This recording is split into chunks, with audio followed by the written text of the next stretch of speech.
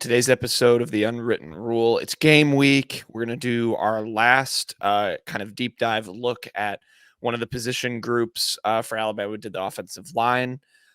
So took a deep dive just kind of on what we're expecting from them. Talked a couple news items as well. We're going to have a show on Wednesday where we looked at the Murray State game, which means we looked at what we're expecting from Mizzou from the Murray State game. Didn't really talk about Murray State as much, more just being excited about Mizzou's opening game. So we had that more game preview. That's going to come out Wednesday. Payton and I are going to have a recap of the game on Thursday night after it happens. So a bunch of content for you guys this week, but we wanted to do regular show on Monday, save that stuff or save the kind of prediction stuff for Wednesday. We did our whole season predictions. We picked the schedule, picked a couple of individual stuff, picked some just college football awards, predictions, all that stuff. So that'll be the show that comes back to bite us in December when the season inevitably does not go at all how we expect it to. But for today, did a little preview of the offensive line room and just took a look at what we're expecting from there. A more positive one this time around because we think the offensive line's going to be really good. So, good preview. And then we finished off with quick hits. We had Ken Sports Shorts, Tigers in the Wild, and our headlines. Talked a little week 0. Talked a little Tigers in the NFL. Mizzou posted a cool compilation of them on Twitter. So a good show to start your game week. And then, like I said, we'll have that preview, have things we're looking for in the Murray State game out on Wednesday. So that's scheduled this week. But for now, let's get into Monday's show. The Unwritten Rule starts right now. Marcel, where are you going with that disc? You are not putting that on again. Marcel, okay, if you press that button, you are in very, very big trouble. Attention. Everybody stop what you're doing. It's time for The Unwritten Rule, a Mizzou sports podcast brought to you by the Believe Network, alongside Peyton Haverman and Kenny Van Doren. Here is your host, Jack Knowlton.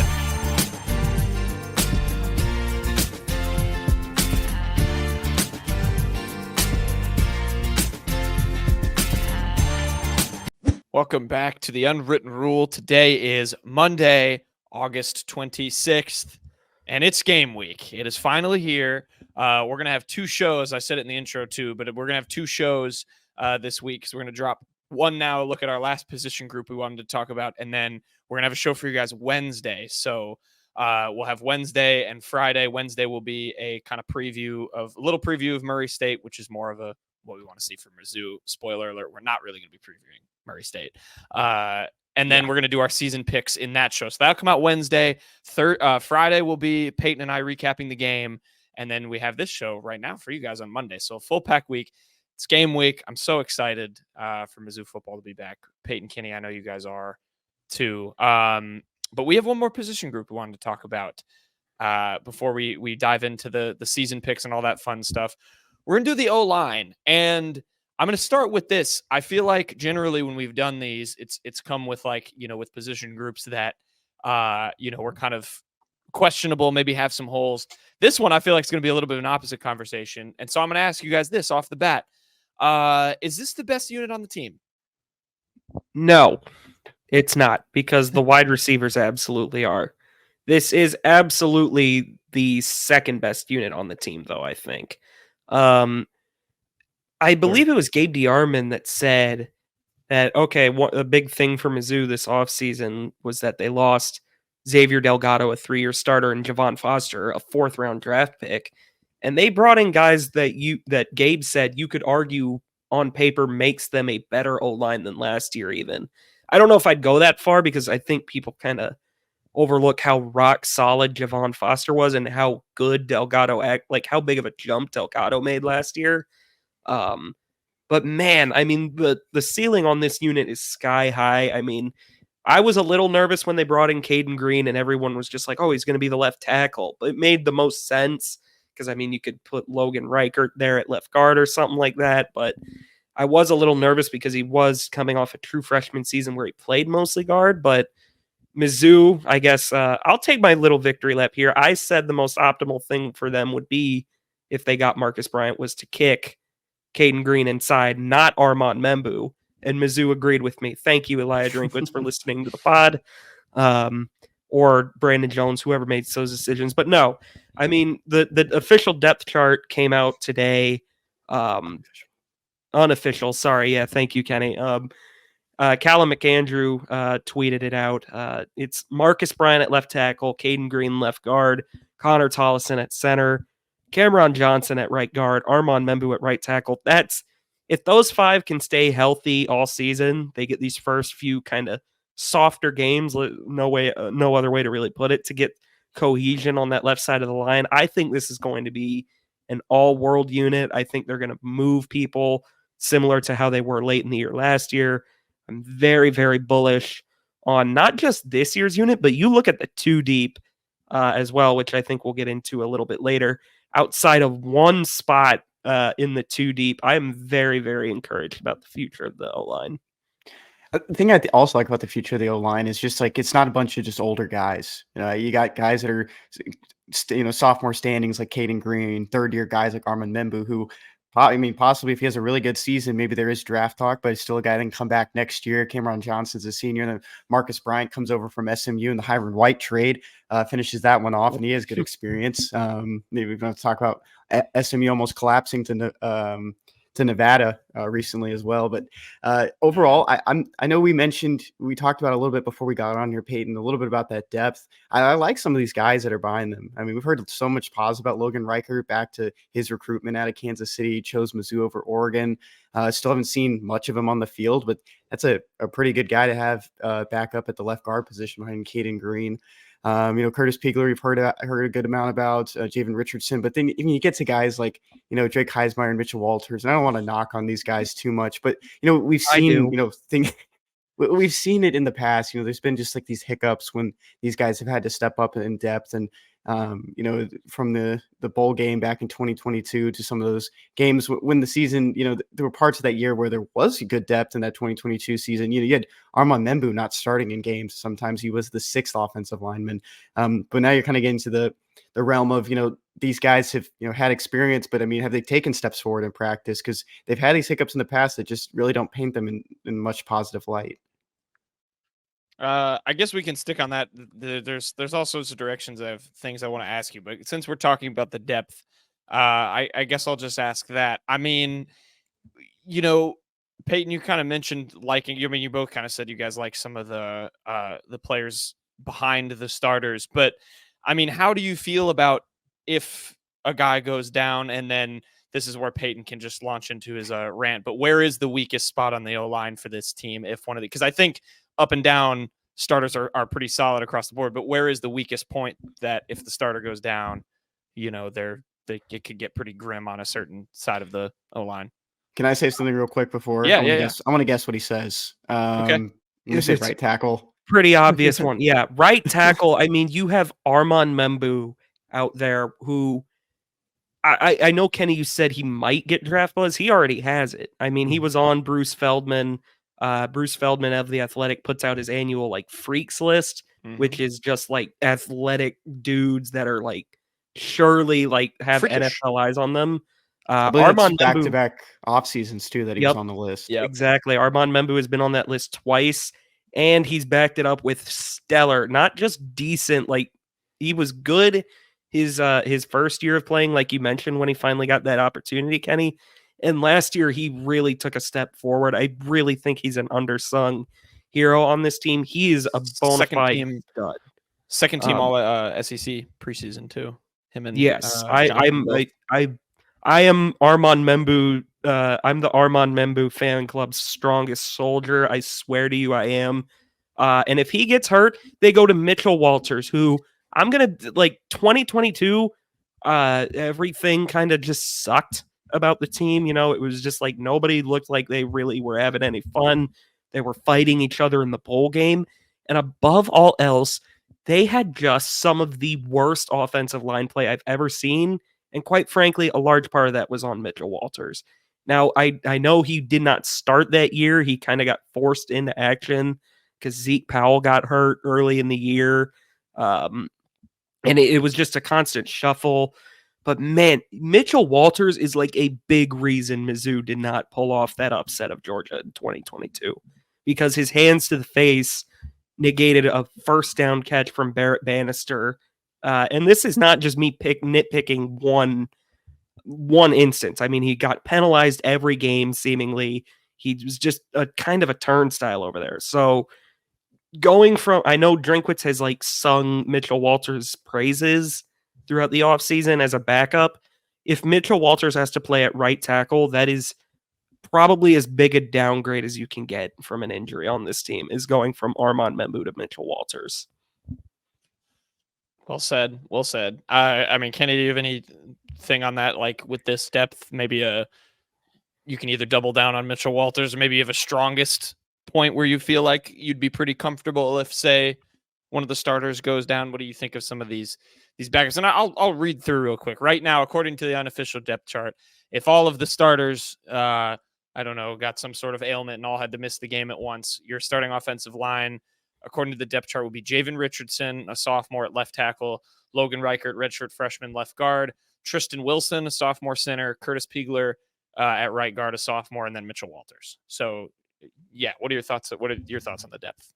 Yeah, I go back to, just reiterate what I said. I like some of these guys, like the talent there, the young guys, and Logan Reichert. We've heard stuff about Javon Richardson, who's a JUCO transfer, and then Curtis Piegler has been in the system for 3 years now. This is going into his third year.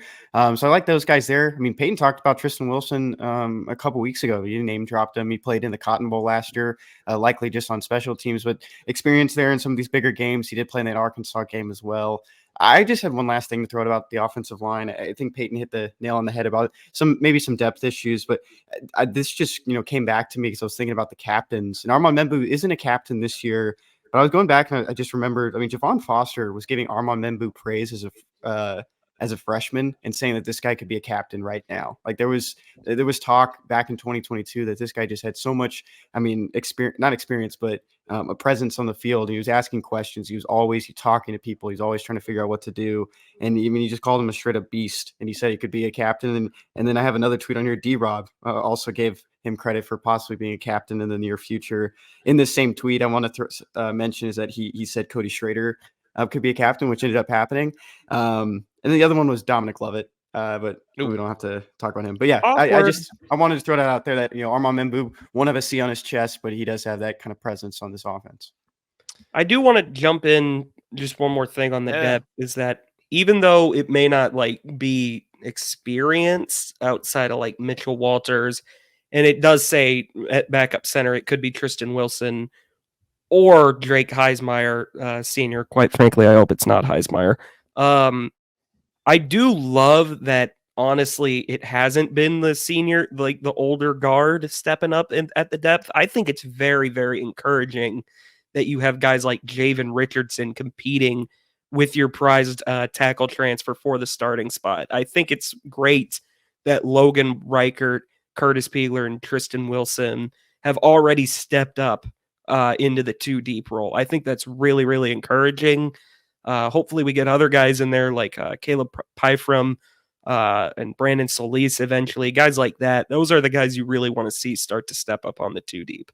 Yeah, good point. I like what you guys both said about the depth. Before we go, I want to ask you about the transfers as well. But Payton, I'm going to play a game. We're going to play a game first. Mitchell Walters in 2022, when he played in 8 games, had a 59 pass block grade and a 49.2 run block grade by PFF. I would like you to guess which game. Kenny, you can venture a guess if you'd like as well.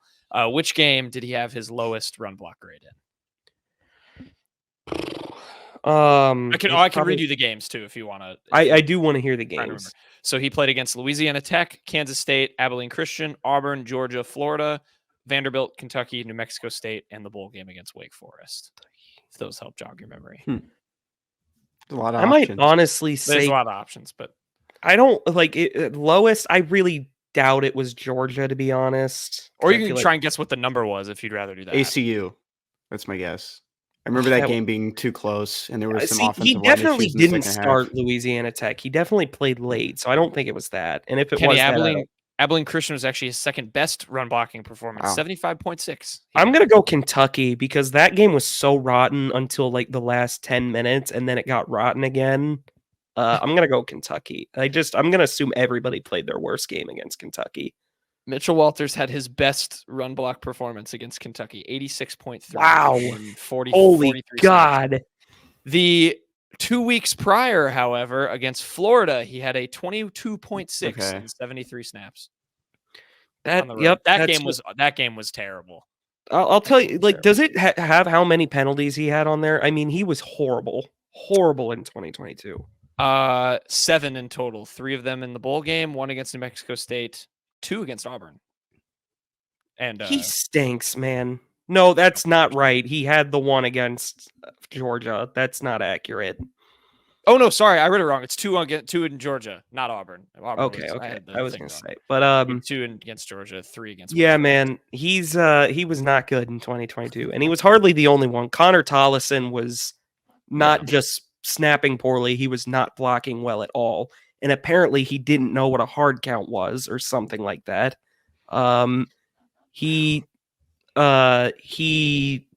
It was Connor Wood, I believe, was in there still. Like, just oh man. Bunch of jokers out there. Zeke Powell, but he was out quickly. He got injured in the Auburn game. Yeah, just a terrible group. I do think you have to give Connor Tollison, like, I'm looking at his PFF stats and they're pretty ugly too. And the way he got a lot better. I mean, yeah, he did, because there was nowhere to go but up, and he still can't really snap. Actually, yeah. So in 2022, he was a 48.7 pass block, 49.2 run block. Last year, 64.8 pass block, 80.4 run block. That is kind of insane improvement. I'll give every single person that was on the O-line credit last year, because, I mean, they moved like run blocking. They took pride in it. You could tell. I mean, they were like that Arkansas game. Go back and watch some of those long Schrader runs. It was like 2 programs that were in different stratospheres. Yeah. There was a fight too. There was. Yeah, Armand Membu was actually ejected. Yeah, a line fight. Okay, I'm gonna stick on the PFF grades because that's just a good way to mention or to talk about offensive linemen, because they don't technically get stats. On the 2 newcomers, Marcus Bryant and Cayden Green. Bryant last year, 74.6 pass block, 61.7 run block. Green, 71.4 pass block, 49.8 run block. Kind of fits in pretty well, but just I'm using those to qualify or to quantify them a little bit, but just touch a little bit more. Kenny, you can go first if you'd like on kind of those transfers. I mean, Cayden Green, we maybe don't want to rehash the saga with no, let's rehash. Okay, we can rehash the saga, but yeah, either one of them, what do you think of those guys? And Cayden Green, what an off season it was. Yeah, I mean, winning fixes everything. It's one of those things that, you get on the radar of some of these guys that are looking for, another Power 5 opportunity. Marcus Bryant was leaving a school that was about to turn Power 5, and so Power 4 now.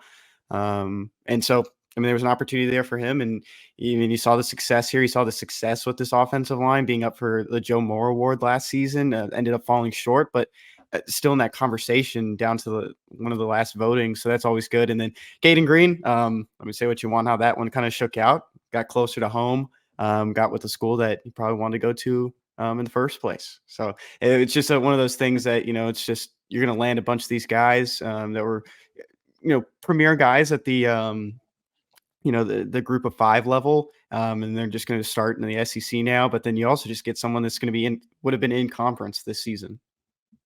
All right, Payton, be more mean about you can be more direct about the Cayden Green. Well, the Cayden Green thing, I'm encouraged actually a lot by that pass block game grade that you read out. The run block grade definitely needs to go up, especially in the scheme that Mizzou runs. I mean, it's wide zone, so it is a little more reliant on tackles, but I mean, you still want your guards to be able to really be able to move people in the run game more than anything else. But I mean, yeah, I think everybody has at least heard about what happened there, the vitriol from Oklahoma when Cayden Green decided to, Mizzou was probably the runner-up for him out of high school. I remember his saga.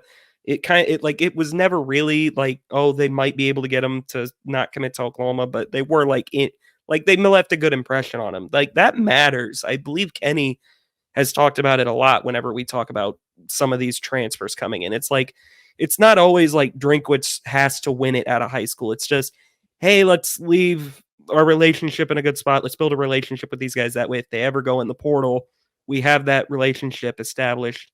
We can get them to come back maybe. Granted, I'm sure the NIL checks that Missouri has helped quite a bit. And Oklahoma fans probably would like people to mention that all the time. I'm just going to say, I really don't give a shit how Missouri got Cayden Green, man. I'm just really happy that they have him. If they cheated, if they tampered him into the portal, so be it. The NCAA is not going to do anything about it. It's fair game. Every program's going to do it.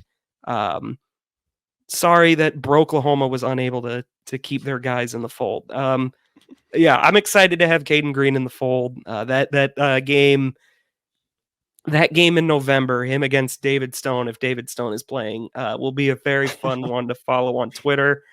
And Marcus Bryant, that was just an embarrassment of riches at that point. Missouri would have been totally fine probably if they didn't get Marcus Bryant, but hey, man, they poached an all AAC tackle from people that I don't think realize SMU also is sitting on a fair chunk of NIL change. So I'm sure that was not an easy recruitment for them, to get Marcus Bryant from SMU.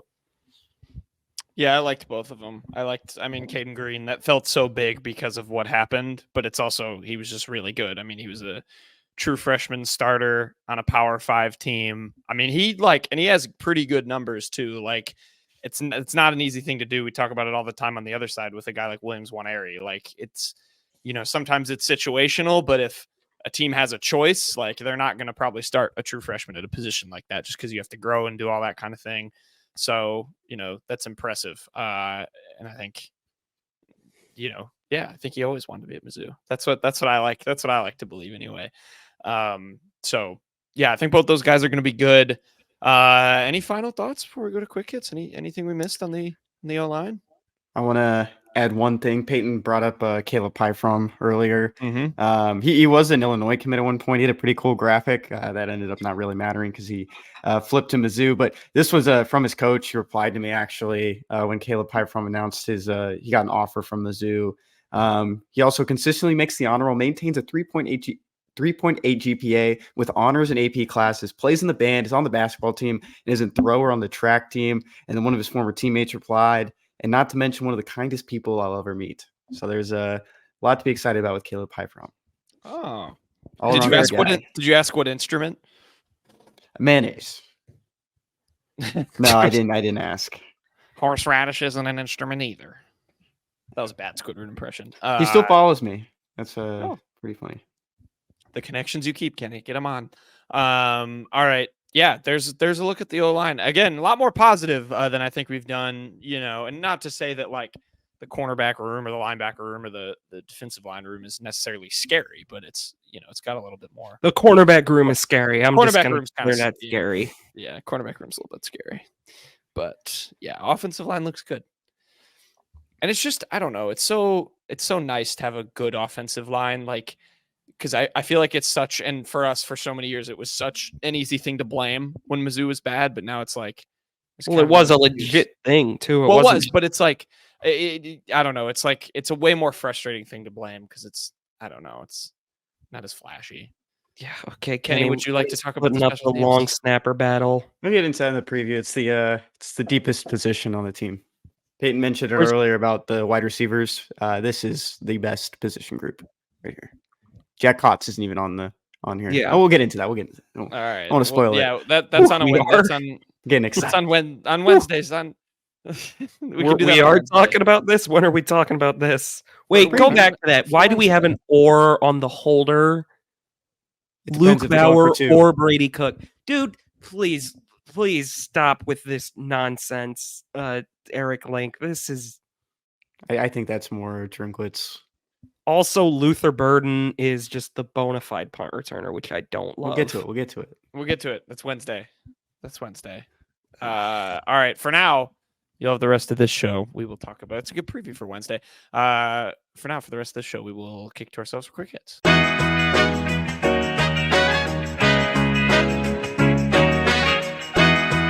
Okay, quick hits time. We will start with Ken's sports shorts for the Monday quick hits as per protocol. Kenny, Take it away. We're doing another Daily Dozen trivia from Barstool. These are pretty fun when we do them. If anyone has any good quizzes, put them in the comments and we'll do them. Yeah. We are going to be player 24,978 for today on game 399. And we'll start with the NFL category in the top left. After getting drafted fourth Payton, overall out of the UCLA, this Hall of Fame offensive lineman spent his entire career with the Ravens from 1996 to 2007. Ooh. So a this little before our time. Wouldn't be Yanda. This might be Siragusa. Tony Siragusa might be. Goose. That's probably the only guess I have. I need my Guess restitution. Oh, right. Oh, Siragusa. S-I-I-I-S-I. Wrong. That's a good guess. The NBA. Jason Kidd played the final season of his career with what Eastern Conference team in 2012 to 2013? Jack. It wasn't the Bucks, was it, Knowlton? It definitely was not the Bulls. I don't think it was the Bucks. I don't think he ever played for the Bucks. I think he's just, unfortunately, their coach for a while. Shoot. Maybe the Nets. I'm trying to picture him in a uniform. I wonder if did he go? No, because I don't think this they is when wouldn't they have. switched They wouldn't the ask. uniforms. They wouldn't ask this if it was the Nets. I feel like because he was on the New Jersey Nets. I can't picture him in a Miami jersey at all.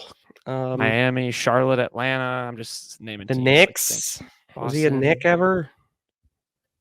Ooh, maybe. Let's go for it. Sure. Let's go. Was it Got it the right. Knicks? Hey.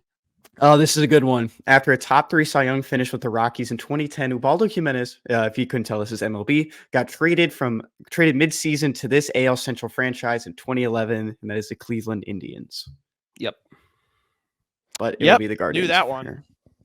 There's a really cool commercial with Ubaldo Jimenez when he's at a gas station and he can't find his name on the nameplate stand. You should go watch that, Jack. Google Ubaldo Jimenez, Edwin Encarnacion for more information. There you go. Elizabeth Bennet and Dr. Darcy are the main characters from this famous 1813 novel written by English author Jane Austen. Oh my I got the book one last week, and I recognize. I know this one too. Yeah, Mr. I recognize. Darcy name rings a bell. Is this Jane Eyre? Ooh. If it's that, I don't know. What? Are you Mr. Googling Darcy. it, Kenny? I'm gonna look it up on the side, see what it is. What? Oh, Kenny's not participating. Was it Jane Eyre? You get it right? No, it's not. I don't even know. I mean, no. Is it a Celebrity famous mashup. book? We'll come back. Yeah. I'm no help here. No idea who these God. people are. All right, we're gonna skip the celebrity Blonde mashup. hair does not help in a celebrity mashup. Snacks and candy, trademarked in 1954. Melts in your mouth, not in your hands is a slogan used by what brand of chocolate candy? I don't know. Sure as hell as an M&M's because those things melt in your hand. Reese's. Melts Definitely in your not mouth, Reese's. not in your hand. It might Kit just Kat? be Hershey, No. man. I don't know. Oh, Yeah, I tried Nestle. Didn't work. Can I vote to skip the celebrity mashup from now on? though? Yeah, we're not let's gonna do it. Okay. Television, from the Comedy Central cartoon of the same name. In what U.S. state is this fictional town of South Park located? This is gonna have to be one of y'all. I never really watched it. It's Colorado. Yeah, I mean the actual state is like that it's based on is Colorado, so I'd assume it's also Colorado in the show. Yeah. Correct. Movies based on J.D. Vance's memoir. Ron Howard directed this critically acclaimed 2020 drama starring Gabriel Basso, Amy Adams, Glenn Close. Hillbilly Elegy. Yep.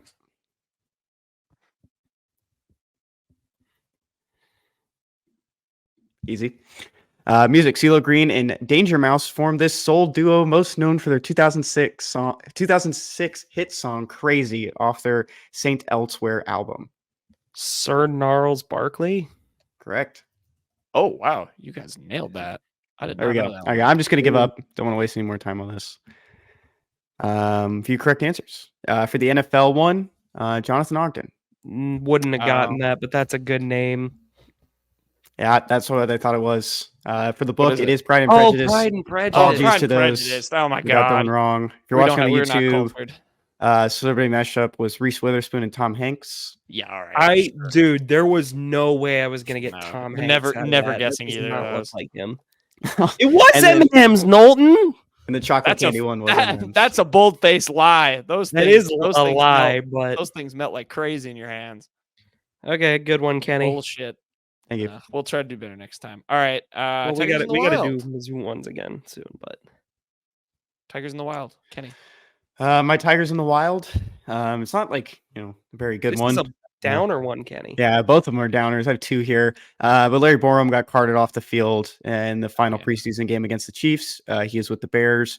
I know there's not a lot of offensive tackle depth, so there's probably an opportunity there for Larry Borom to stand up at some point, but he didn't go to IR, according to Bears head coach Matt Eberflus. So that's, They just I guess, cut some him. good They were news. like, it's too bad. Yeah. They just cut him. But on an even worse note, Yeah. first rounder Darius Robinson suffered a calf injury that is considered a multi-week injury after scans, according to Ian Rappaport of the NFL Network. He could possibly begin the season on IR. If so, the earliest return would be week 5.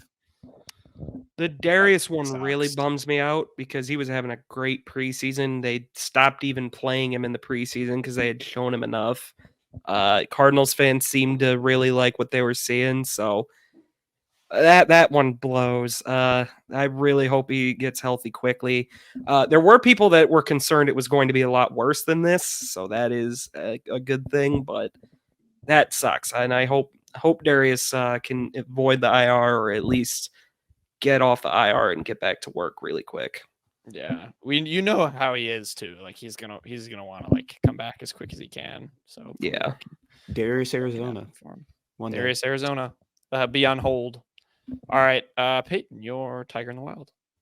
My Tiger in the Wild, it's going to just be pretty much every Mizzou player that did something in the preseason, because Mizzou football actually did a cool thing. They compiled like every single like big play that a Missouri Tiger made in the preseason. You had a Caleb Evans blowing up a little bubble screen here. You had 2 Tyler Beatty touchdowns, a couple runs from Cody Schrader, Tyree Gillespie forcing a fumble. Just a lot of cool names out there. So, the NFL preseason wrapped up on the day we're recording this. We'll see how many. Tyler Beatty hopefully did enough to earn a spot on the Broncos. Broncos are going to be absolutely terrible this year anyways. Let Tyler Beatty have some run, man. 36. Ugh. Yeah, 36 is a bad number. You should fix that, Tyler. But yeah, preseason's wrapped. Cody Schrader, we'll see if he makes it. Cody Schrader returning a kick here, by the way. That is Kickoff. wild. How about that? Putting him on kickoffs. Why didn't you try that, Eli? You would think Cody Schrader making a mark on special teams is not a surprise, but I would have thought it was like as an up man or something. a gunner? Yeah. Tyler Beatty scored in the horse matchup, Broncos Colts. Yep. Here he is Also, scoring against the Packers. This Packers. Just Do you know what the watching on final YouTube. score of this game was? I do not. 27-2. Very funny. Oh, I did see this actually. Almost a Gami. Yeah, the Packers were down 27-0, and then they got a safety. It's very funny. There you go. 20-2. Sorry. Yeah. But Oh, it there's finished Chris 20. Abrams drain. He had a pass breakup there. Yeah, 2 Broncos. The Mizzou Broncos. Do you think him and Tyler Beatty got dinner after? I'm sure they they hang out. chop it up, you know? They hang out. You think they're friends with their QB1 Bo Nix? Absolutely. man. There's Josh Bledsoe. If you're watching on the YouTube. I didn't see they tweeted this. I'm gonna have to go back and watch all these. Yeah. That's Here's fun. the Tyree Gillespie forced fumble. And it was actually returned for us. It was a scoop and score. So Are him and Nick Bolton friends? it was not a scoop and score. I lied. I don't know. But there you go. Very nice. Okay. My Tiger in the Wild. Unless we want to keep watching the highlights, I'm open to That's either- it. That either was all of activity. them. Either activity. My Tiger in the Wild is Kay Adams. Of course, Kay Adams, NFL media personality and a Mizzou alum. And yeah, she tweeted, someone tweeted, "I am Kirk Cousins," and Kay Adams quote tweeted it saying, "I am back at Willie's in Como working happy hour and giving away free Rumpel Mints." Chase Daniel actually replied to this tweet, so we had more Mizzou action. Said, "Don't even bring up Rumpel Mints." So I just thought it was a fun Mizzou interaction. Did for we Mizzou. not talk about this? Okay. I remember we you, talked about and you were it.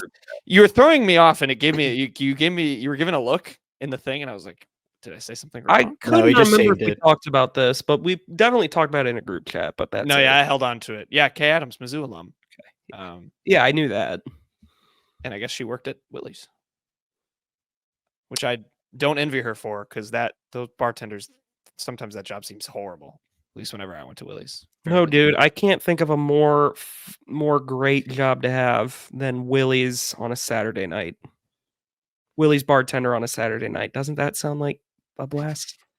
It must have been so fun to be like out on the town and just see Chase Daniel like at a bar. That would have been so cool.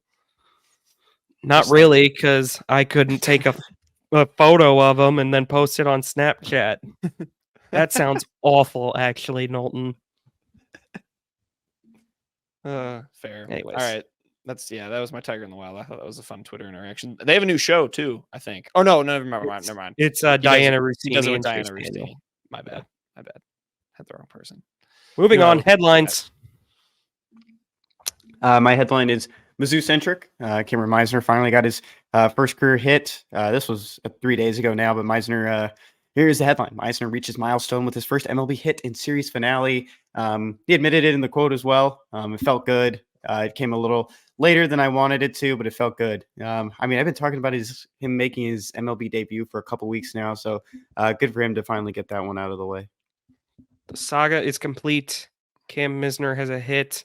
There was a highlight there of Osvaldo Bido, the A's pitcher, striking someone a ray out. That wasn't Misner, was it? Okay, good. No. That would have been awkward. But no, good for Cam Misner. Obviously, I mean, he's been in the minors forever, so he finally got a knock in his 15th at bat, like he said, longer than we wanted. But moving on, my headline, it's a tweet, so it's not really a headline, but here's the headline. I'll make it up for myself.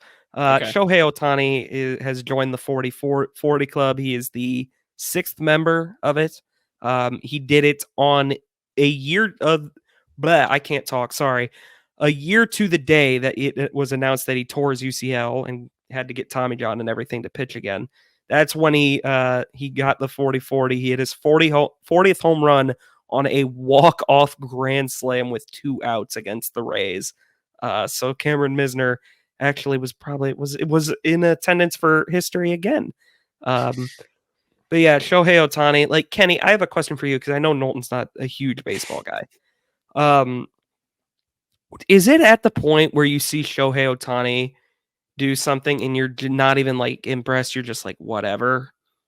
Yeah, I think that's Yeah, pretty that's safe what to I. say. It's just I haven't even seen this. I'll be honest with you. This is just like one of those things. Like, oh, okay, he did it again. MVP, Like, and he doesn't. yeah. He's a DH. I saw this grand slam clip and it was like, yeah, he's the 6th member of the 40-40 home run club. And I'm like, and everyone's just like, this is the greatest baseball player we're ever going to see. And I was just like, whatever, and kept scrolling. It's the same thing with Mahomes, where Mahomes did the behind the back thing. It's like, whatever, dude, you try hard. Like, I don't care anymore.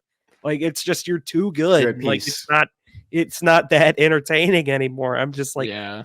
And obviously, I'm being a little facetious. Like, it's obviously incredible, but No, but you're right. It's like they're setting such new standards that you just become like numb to it. I just sit there and I'm do like, it every whatever. Like, time. Aaron Judge hit like his 51st home run today, and I just don't care. Like, I want Bobby Witt Jr. to win MVP, and he's obviously not going to win it. I think But- it's something that I feel like we appreciate more when we get older, because like I felt this with like LeBron, where like I felt like when I was a kid it got to a point with LeBron where I was like that, and now LeBron's gonna retire and I'm like trying to like celebrate every time I can watch him play, because I'm like, man, I'm realizing we're not gonna have this in the league ever again. And like it'll be the same thing with Ohtani, it'll be the same thing with Mahomes. So are you a bronzexual? That's all I took from that. Yes, yeah, absolutely. Okay. I love LeBron. My sunshine, lay goat. What? Lego. In America. According Captain America. LeBron is the greatest player. Moving on. What's your headline, Knowlton? My headline reads as follows: Georgia Tech stuns number 10 Florida State on a late field goal. You didn't think we weren't going to talk week 0 on this podcast? Go a whole show on a college football podcast, not talk a little college football? yeah, it was finally back. Georgia Tech and Florida State played in Ireland. It was a great game, much better than Nebraska Northwestern last year to kick off the season. That was But like yeah, 2-3 years ago. Was that not last year? Last year it was Notre Dame Navy, which was My also bad. terrible. Yeah, see, I didn't even remember that one. Anyway, Georgia Tech, yeah, they won. They beat Florida State. Significant a little bit because Florida State was ranked one spot above Mizzou, who was 11 in the preseason poll. So a little help from the Yellow Jackets. I'm sure both of you guys watched this game, but it was a good week 0. It was. Your top 10 Missouri Tigers was my first takeaway when that field goal went through the uprights. I will say, like, Florida State looked absolutely terrible. DJ Uyunglele. Boy, that is not a good situation. He looked absolutely abysmal, save for 2 drives. I mean, he looked petrified to even throw the ball down the field at all. Florida State looked real bad, but another takeaway I had was like Georgia Tech, man, they have a fun, like that's a fun program being built there by Brent Key. Brent Key took over 2 years ago, I believe, and they already have 5 outright wins as double-digit dogs. That is really impressive. I saw that stat. That is that is a crazy stat. And I mean, it was also like I'm sure you guys saw the clip. Like the post-game interviewer was asking Brent Key, like, "How about your O-line today?" And he was like, "Are you kidding me? Run the dang ball!" is literally what he said verbatim. And you know what? Georgia Tech, I mean, they were flashing the stats. They had the best rushing attack in the ACC last year. They have some really, really, really fun play designs. So yeah, Georgia Tech's a team that I'll honestly like keep tabs on. They look like a fun little. They're not going to make the playoff, but they will, and they might have already knock a team out of the playoffs 1,000% this year. Nick Saban said on the pregame show he was like they're a sleeper in the ACC. So he was right on. They're a fun team. They won the Gasparilla Bowl actually over UCF. So there you go. Looking at the Aer Lingus. Oh, sorry, Kenny. Did you have any thoughts on the game? No, this is where I actually wanted to go too. With the future of this game in Ireland, Kansas State against Iowa State in 2025, Pittsburgh against Wisconsin in 2027. But there's an opening in 2026, folks. And let's look at the schedule. UAPB against the Mizzou Tigers to open the season in Ireland. Oh my God! Dude. I actually had to look into this. There's only been one SEC team that has played a game on foreign soil. It was Auburn in 1937. They played Villanova in Cuba and tied 7-7. Why on earth did they play in Cuba? I don't know. It was like the Havana Classic or something. And then I looked. There used to be a bowl game called the Cigar Bowl. Oh, that's fun. Yeah. And it was played in Cuba. I hate to burst your bubble, Kenny, but there is a 0% chance there are 4 non-conference games in 2026. I don't think the UAPB one will be the one that's canceled, to be fair. I think Mizzou wants to keep a free win on. It could be Troy. I have a bad feeling it's going to be Illinois. To be honest with you, I don't think Mizzou and most other SEC teams want multiple power programs on the non-con. Yeah, that's going to change. That's definitely going to change. They're not going to get rid of Kansas because if they get rid of Kansas, there's going to be pandemonium on both sides. I don't care about playing Illinois in football. I'll be honest. I'm either. Excited to play Kansas. I couldn't care less if they don't play Illinois in football. Yeah. It's more fun to play Illinois than it is to play Troy or UAPB, but you got to look at it from the perspective of how Mizzou's going to look at it. Kenny's pulling up the game that ended Mizzou's 2019 season. Yep, everyone's going to watch what happens when USC goes through the buzzsaw it's going to go through this year, and Florida, and be like, why we're not doing that. Yeah, you're not going to get that. But yeah, of course, Kenny's pulling up, if you're watching on the YouTube, the Troy Mizzou game from 2019. Kelly Bryant was balling out of his mind. Mizzou had 42 points at half, and Kelly Bryant got a knee injury, I believe is what it was never the same. Taylor Powell took over briefly, looked horrible. Mizzou started losing games. Kelly Bryant tried to play injured. It was terrible. Connor Bazelak took over one game. in against Arkansas. He started the Arkansas game and Yep. played well until he tore his ACL. So Troy, there's not a good history there with Mizzou. Crazy season 2019. Were they 5-1? They were 5-1, and Yeah. that's when it all fell apart. And the one was Wyoming. Yep, yeah. That was like the first. Was that the first game of the year? Yep. Yeah. Yeah, they were ranked, and then they lost to Vanderbilt. Really terrible. That was a year after. That was a year after Josh Allen was in college. Isn't that crazy? Yep. They lost to Josh Allen-less Wyoming when Kelly Bryant had 400 yards passing. On the road. Yeah, good one.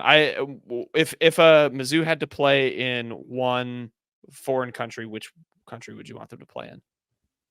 Absolutely would not want them to play in a foreign country really at all. I don't really even want them in the Dublin game. I guess Japan, because it'd be such a crazy different environment than I think people are used to. That it would really be kind of fascinating. Mizzou should play. I feel like you got to get a West Coast team on in Japan. Let's say Mizzou, Washington, in Tokyo. They have played games in Japan. You guys should look up, if you have some free time, look up the list of like college football foreign games, because it is some of the matchups they had were crazy. Can you play at the Vatican? 1,000% not. The Pope might be down for that. Although if you play at the Vatican, wouldn't have to be like, surely it'd have to be two like religious schools. I don't think they'd have Mizzou play. Notre Dame, BYU, and Liberty. BYU.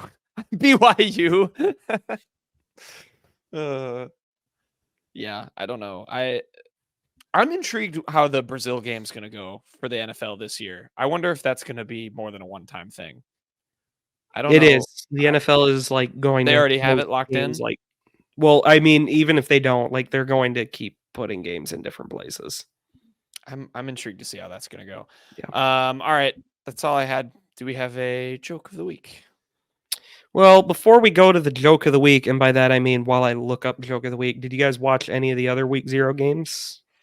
I was upset because I watched the start of the Montana State New Mexico State game, and then I had to go run some errands, and I missed what turned out. I kept getting texts about it because we're all sickos and we watch Montana State New Mexico State, and it was that game was crazy. Yeah, and Montana State, of course, like they came into that game like a 16-point favorite, and it took 21 unanswered to beat New Mexico, who is not real good. Keep that in mind when you guys are deciding if you want to bet North Dakota State over Colorado next week.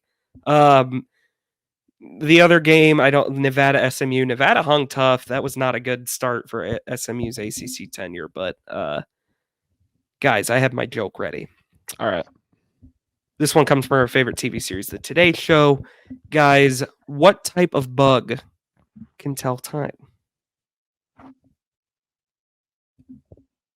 A cockroach. Yes, Knowlton. Well done. Ding, ding, Wow. ding, ding, ding, ding, ding, ding, ding, ding. I had You got cockroach it, in my head, but cockroach. I didn't know if it could change. I saw a cockroach for the first time like a couple months ago, and I hated it. The first time in your life. I'd never seen one before. Wow, Dude, you are a I lucky can man. tell you like every time I've seen a cockroach because it leaves me with like a horrible mental scar. I Like, think it's there's going to be terrible. one that's going to run across me right now because I'm like that paranoid. But yeah, I like cockroaches. Like this is I will horrible 100% creatures. admit I'm not afraid of a whole ton of things. I'm 1,000,000% afraid of cockroaches. Cockroaches, bugs, insects. Spiders do not bother me that much. Cockroaches, I will scream like a little girl if I see a cockroach on my floor. I hate them. The nice thing is they can't hurt you, which is No, good. but they're disgusting. But They're really gross. yeah. Like their legs, just everything about them is Yeah, disgusting. no, they're gross. They're gross. Are you guys like shellfish? Like I feel like a lot of people are scared of bugs, but not scared of like lobsters or crabs, and those are damn near Those just don't bugs. bother me. Those are just bugs in the ocean. They're in the water. Shrimp? Like, are you scared of shrimp? No, but like I don't know. Oh I just feel no, like the they're like lobster on bugs. my plate. Ah. See, maybe that's why, because we eat them, we don't eat bugs. It's more normalized. Chocolate covered crickets. All right, Bugs that's- are Yuck. Yeah, they're terrible. All right, that'll do it. We'll be back Wednesday. So yeah, like we said, 3 shows because it's game week and we're locked in. The season's back. So we'll see you in a short time. Until then, go watch some Maction. Does that start Tuesday already? When does No, it doesn't start till like November. or not Maction, but aren't there games on Tuesday yet? Nope, Thursday is the first day. All right, never mind. I was gonna say go enjoy some weird Tuesday game, but Nope. Go watch Mizzou's season highlights from 2023 to get ready. All right, bye.